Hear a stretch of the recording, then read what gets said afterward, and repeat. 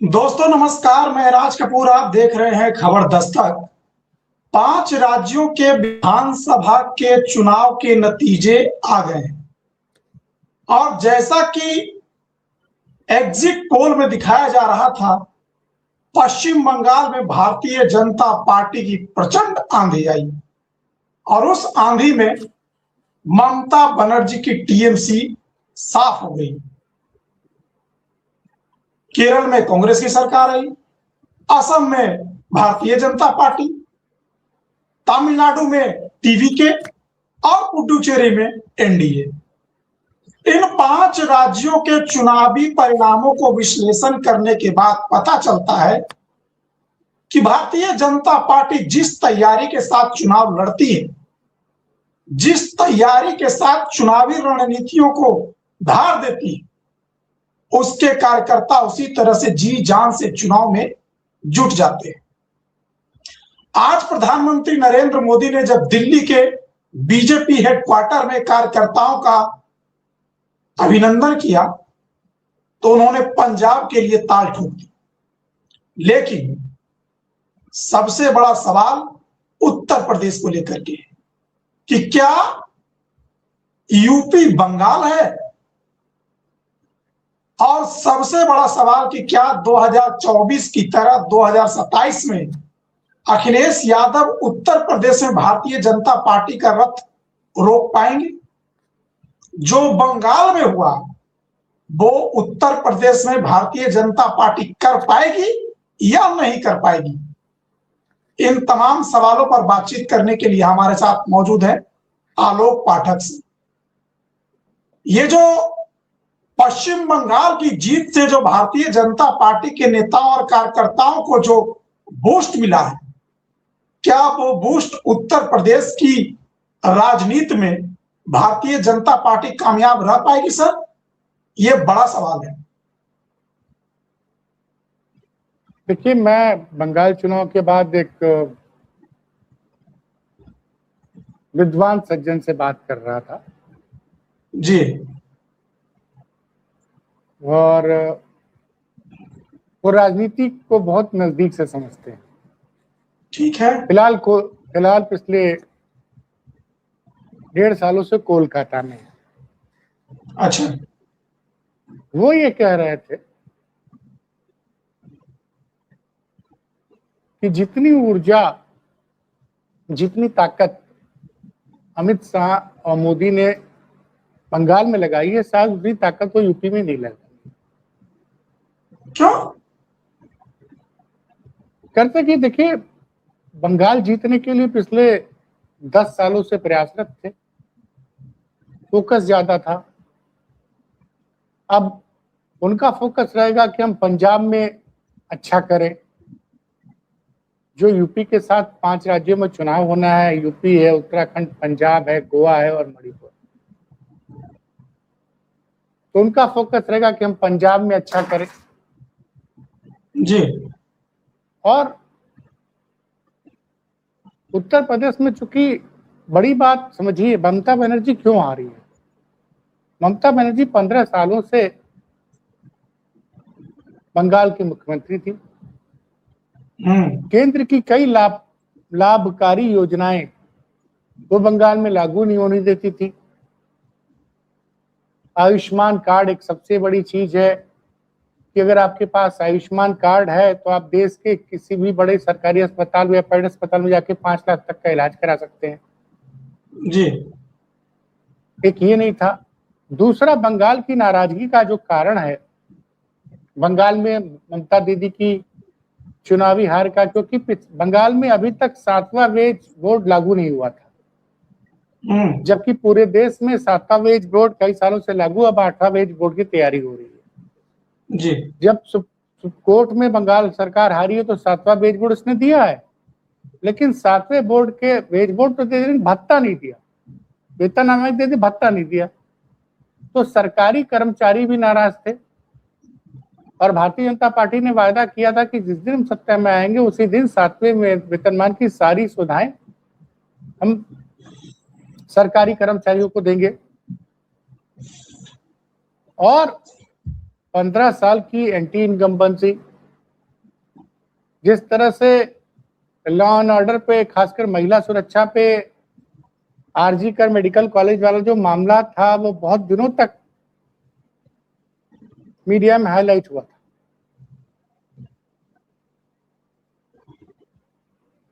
लेकिन ये सब मुद्दे उत्तर प्रदेश में नहीं, क्योंकि अखिलेश यादव सरकार में नहीं है। सरकार में तो योगी आदित्यनाथ है।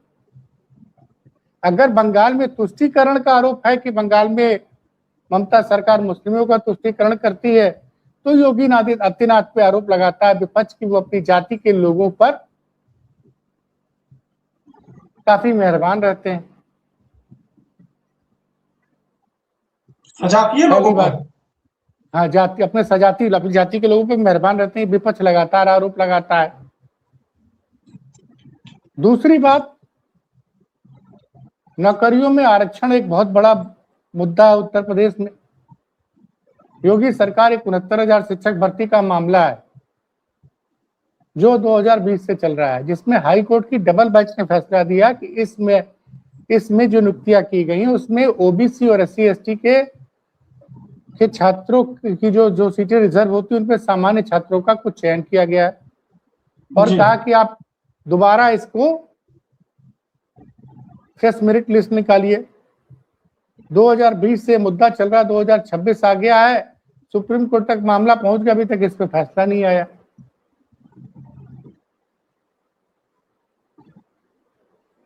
तो बंगाल में ममता बनर्जी से बहुत के शासन से 15 साल, आजकल सरकारें 5 साल बाद रिपीट नहीं करती। और यूपी में तो 1989 के बाद कोई भी सरकार रिपीट ही नहीं हुई जी। और 2022 में चुनाव जरूर जीती भाजपा, लेकिन उसका वोट परसेंटेज कम हो गया था। एक तो विधानसभा में 50 सीटें कम हो गई और लोकसभा चुनाव में अखिलेश यादव ने भाजपा का विजय रथ रोक दिया था। जी। देखिए, बंगाल में 2019 के लोकसभा चुनाव में भाजपा के पास 18 सीटें थी। इसमें सिर्फ 1/3 सीटें कम हुई, सिर्फ 1/3 सीटें कम हुई और भाजपा सिर्फ 12 पे आई। लेकिन उत्तर प्रदेश में भाजपा 64 से घटकर सीधे 33 पर आ गई, लगभग आधी हो गई। एक तो ये, दूसरा ये है कि पिछड़े और दलित बड़ी संख्या में उत्तर प्रदेश में है, जिनकी आबादी लगभग 70% मानी जाती है उत्तर प्रदेश में जी। और 70% आबादी को जोड़ने का लगातार अखिलेश यादव काम कर रहे हैं। तो यहाँ पिछड़े दलित मुस्लिम तो है ही है, लेकिन पिछड़े दलित भी बड़ी संख्या में सपा के साथ आ गए हैं। और स्वास्थ्य विभाग में जो लोगों को स्वास्थ्य की सुविधाएं मिल पा रही है, लॉ एंड ऑर्डर में भी बहुत बुरा हाल है उत्तर प्रदेश में, बहुत ही बुरा हाल है। तो अब 10 साल की एंटी इनकम्बेंसी है। वहां भारतीय जनता पार्टी 10 सालों से चुनाव में सत्ता में आने के लिए संघर्ष कर रही थी। और दूसरी बड़ी बात, दिल्ली और यूपी में एक जंग छुड़ी हुई, अघोषित जंग। अब बताइए, यहाँ एक मीडिया समूह वेबसाइट चलाता है, मैं नाम नहीं बताऊंगा, उसने ये बता दिया कि बंगाल में योगी जी का स्ट्राइक रेट मोदी जी से अच्छा है। और लोग बता रहे हैं कि योगी के करीबी लोग ये खबरें छपवा रहे हैं। मतलब बंगाल में जब से अमित शाह भाजपा के अध्यक्ष बने थे 2014 में, तब से उन्होंने भारतीय जनता पार्टी की सरकार बनाने के लिए बंगाल में लगातार काम किया। नहीं तो 1 लोकसभा सीटें जीते थे ये लोग 2014 में। 2016 के विधानसभा में भारतीय जनता पार्टी को सिर्फ 3 सीटें मिली थी, लेकिन 2019 के लोकसभा चुनाव में भारतीय जनता पार्टी को 18 सीटें मिली थी 40 में। और विधानसभा में भी 77 सीटें जीते थे 2021 में। हाँ, लोकसभा चुनाव में सीटें थोड़ी कम हुई, लेकिन उसके बाद वो लगातार मेहनत करते रहे। ममता बनर्जी ने केंद्र के साथ जो टकराव का रास्ता अख्तियार कर लिया था, उससे बंगाल का जो पढ़ा लिखा तबका है,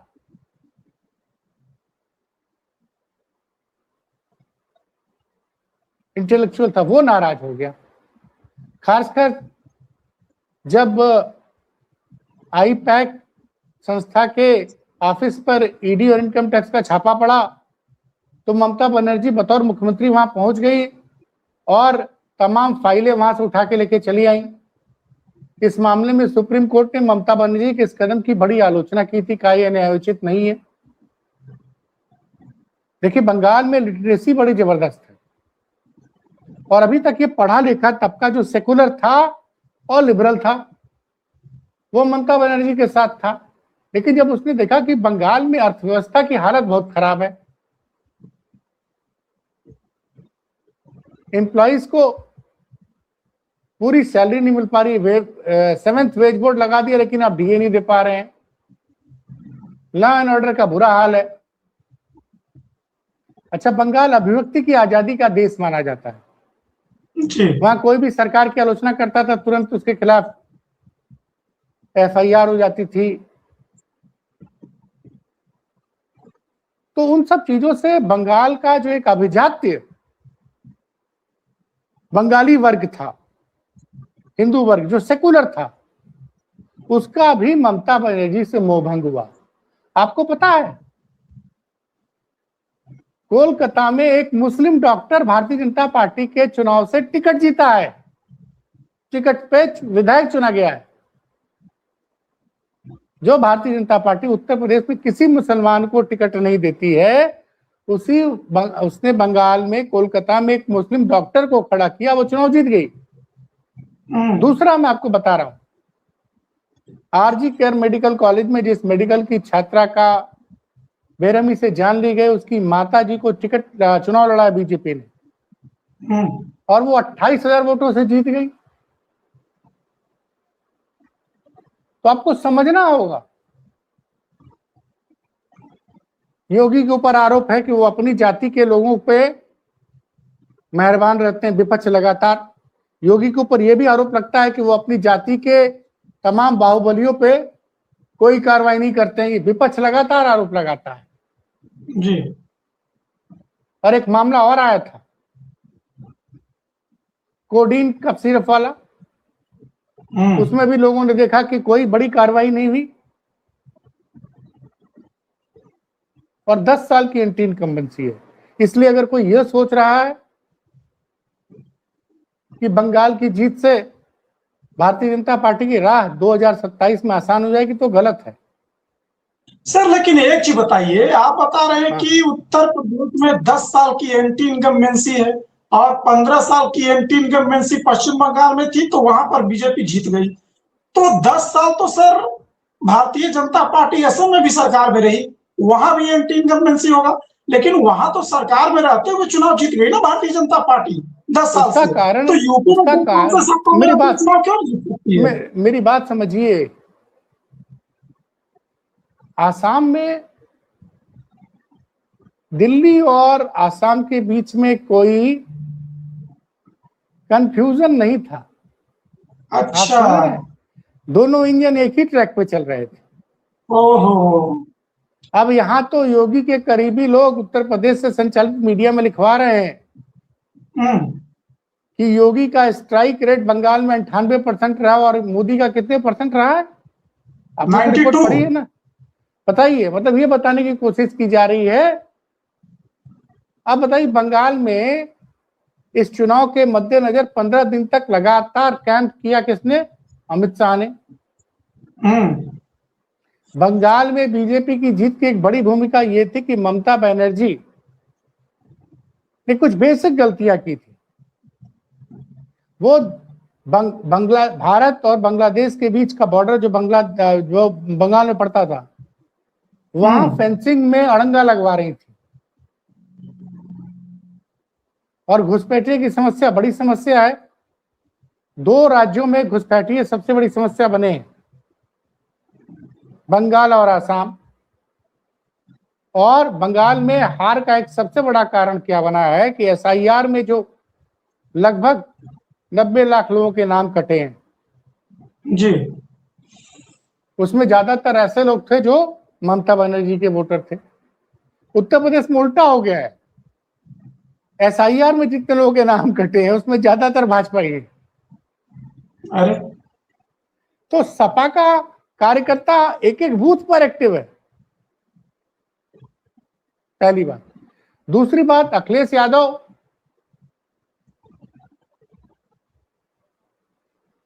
ने 2024 के चुनाव में दिखा दिया कि वो मुसलमानों को बहुत ज्यादा सीटें नहीं देंगे। सिर्फ 4 सीटें दी उन्होंने मुसलमानों को लड़ने के लिए, लोकसभा में। लोकसभा में 4 टिकट दिए, और यादवों को भी सिर्फ 5 सीटें दी। विधानसभा चुनाव में यही होने वाला, बहुत ज्यादा मुसलमानों को टिकट नहीं दिया जाएगा। वो चुनाव को हिंदू बना मुस्लिम नहीं बनाना चाहते हैं, वो जानते हैं।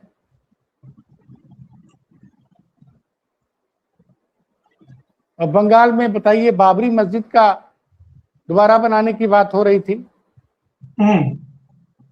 उसके लिए प्रदर्शन हुआ और आयोजन हुआ, ममता बनर्जी ने वो आयोजन होने दिया। और वो हुमायूं कबीर दोनों सीटों से जीत गया। तो ये जो मामला था, घुसपैठिए का मामला बड़ा मुद्दा था वहां पे, भारत बांग्लादेश बॉर्डर पे फेंसिंग का मामला था। अच्छा, बंगाल और आसाम अगल बगल के राज्य हैं। एक बड़ी बात एक बड़े इंस्टीट्यूट के डायरेक्टर ने मुझसे कही, मैं नाम नहीं बताऊंगा। उन्होंने कहा कि बंगाली बहुत पढ़ा लिखा और वो होता है।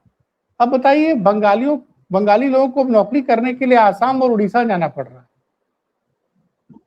जबकि पहले यह था कि कोलकाता, पूरे देश से लोग कोलकाता में नौकरी करने आते थे प्राइवेट सेक्टर में। बिल्कुल सही बात है। सारी कंपनियां वहां से छोड़ के चली गई। क्या टीएम जब लेफ्ट हारा तो क्यों हारा? क्योंकि बंगाल में रोजगार नहीं था, रोजगार खत्म हो रहा था। पहले कलकत्ता को भारत का इंडस्ट्रियल कैपिटल माना जाता था जी, लेकिन लेफ्ट के 40 साल के शासन में बड़ी संख्या में उद्योगपति छोड़ के बंगाल चले गए। लेकिन ममता बनर्जी लेफ्ट से बड़े लेफ्ट बन गए, लेफ्ट के खिलाफ लड़के उन्होंने अपनी पार्टी बनाई, वो चुनाव जीती, एक्सट्रीम लेफ्ट। हाँ, और फिर वो लेफ्ट की राजनीति करने लग गई। और 2021 का चुनाव वो इसलिए जीत गई क्योंकि एक तरह से लेफ्ट और कांग्रेस ने इनको वॉकओवर दे दिया था। लेकिन इस बार लेफ्ट और कांग्रेस अलग अलग लड़े, नतीजा ये रहा कि जितने लोग ममता बनर्जी से नाराज थे, उनको लगा कि लेफ्ट और कांग्रेस को वोट देने से अच्छा है कि हम भारतीय जनता, उन्होंने उसको वोट दिया जो भारतीय जनता, वो ममता बनर्जी को हराने की स्थिति में था।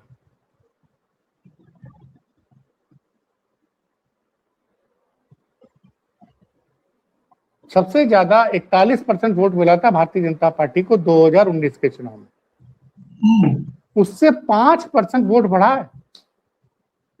45.89% वोट मिला है भारतीय जनता पार्टी को, और लेफ्ट को 40.76, 5.13% वोट ज्यादा है। लेकिन उत्तर प्रदेश में स्थितियां अलग हैं। अखिलेश यादव हर पीड़ित की मदद कर रहे हैं, जहां कोई दुर्घटना होती है सबको जोड़ने की बात कर रहे हैं।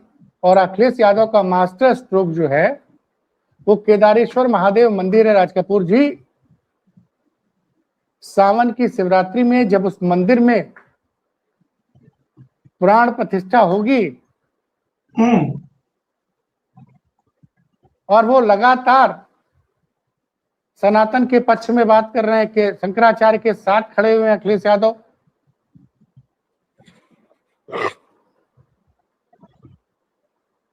और ब्राह्मणों को अपने साथ जोड़ने के लिए लगातार प्रयासरत है। उत्तर प्रदेश में ब्राह्मण 10 से 12 है। वो योगी आदित्यनाथ से भाजपा नाराज, योगी आदित्यनाथ से ब्राह्मण नाराज है, भाजपा नहीं। भाजपा से ब्राह्मण ज्यादा नाराज नहीं है, योगी आदित्यनाथ से नाराज। और पिछले लोकसभा चुनाव में सर, लेकिन एक चीज बताइए, आप कह रहे हैं कि भारतीय जनता पार्टी से नहीं, योगी आदित्यनाथ से ब्राह्मण वर्ग नाराज है, और आप ये भी बता रहे हैं कि असम की तरह यहाँ जो है इंजन एक दूसरे का साथ नहीं दे रहे, टकरा रहे हैं। तो भारतीय जनता पार्टी चुनाव जीतने के लिए इंजन को बदल भी तो सकती है सर। नहीं तो उसमें लोग कहते हैं कि अगर इनको योगी जी को हटाएगा तो योगी जी विद्रोह कर देंगे। योगी जी ने हिंदू युवा वाहिनी बनाई थी बहुत पहले, और हिंदू युवा वाहिनी को उन्होंने भंग कर दिया था मुख्यमंत्री बनने के बाद। अब आजकल लगातार हिंदू युवा वाहिनी के पुराने कार्यकर्ताओं के साथ लगातार बैठकें कर रहे हैं। मतलब यूपी में बीजेपी के आगे खाई पीछे खड्डा है। हाँ, आप ये बताइए ना कि जिस दिन भारतीय जनता पार्टी ने बंगाल में अपनी पूर्ण बहुमत की सरकार बनाई है, उस दिन मुख्यमंत्री के करीबी ये लिखा रहे हैं कि योगी का स्ट्राइक रेट नरेंद्र मोदी से बढ़िया रहा बंगाल में। मतलब नरेंद्र मोदी से बड़े नेता हो गए योगी आदित्यनाथ, इसका ही बताने का मतलब है ना।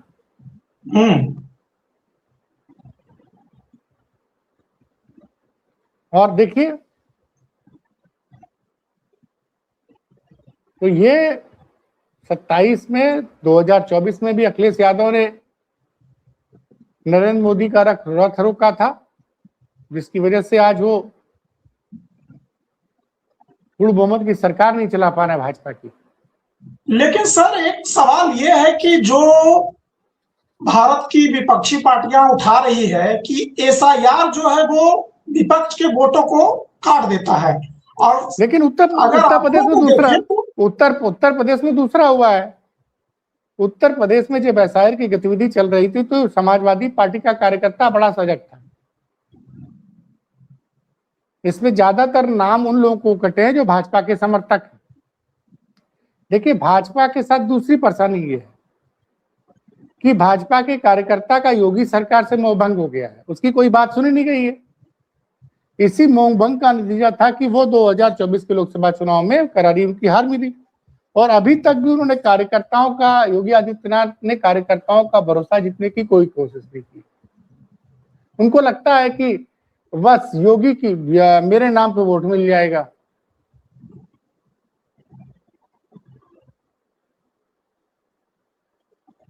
तो जो लोग अभी तो चुनाव में 7-8 महीने का वक्त बचा है सर, और भारतीय जनता पार्टी है वक्त पर चुनाव बदलने में माहिर है। और जब भारतीय जनता पार्टी की इतनी बड़ी मशीनरी, इतने बड़ी नेताओं की टीम और करोड़ों कार्यकर्ताओं की टीम जब जमीन पर उतरेगी, तब तो कुछ हालात बदल भी सकते हैं। अब कार्यकर्ता नहीं उतरता है। अच्छा, क्योंकि जो देख रहा है कि योगी जी के जो विपक्ष आरोप लगाता है, और तभी जवान भाजपा के कार्यकर्ता भी कहते हैं कि योगी जी का सजाती है, अगर बाहुबली है तो उसका कोई काम नहीं रुकेगा, और अगर योगी जी का सजाती है विपक्ष का भी नेता है तो भी उसका कोई काम नहीं रुकेगा। तो ये देखिए, ये कई सारे फैक्टर हैं। अगर ममता बनर्जी पे मुस्लिम तुष्टीकरण के आरोप हैं, तो योगी जी पर आरोप है कि वो अपने सजाती लोगों का बहुत ख्याल रखते हैं। अच्छा, और कार्यकर्ताओं की नहीं सुनी जाती है। देखिए, टोटल जो अंतर रहा है ममता बनर्जी की पार्टी में और बीजेपी में, वो लगभग 30 लाख वोटों का अंतर रहा है। मात्र 2 करोड़ 90 लाख के आसपास वोट भाजपा को मिले हैं, 2 करोड़ 60 लाख के आसपास लेफ्ट को वोट मिले हैं। टीएमसी को। लेकिन हाँ, माफ कीजिएगा, टीएमसी को। अभी तो सुनने में आ रहा है कि उत्तर प्रदेश में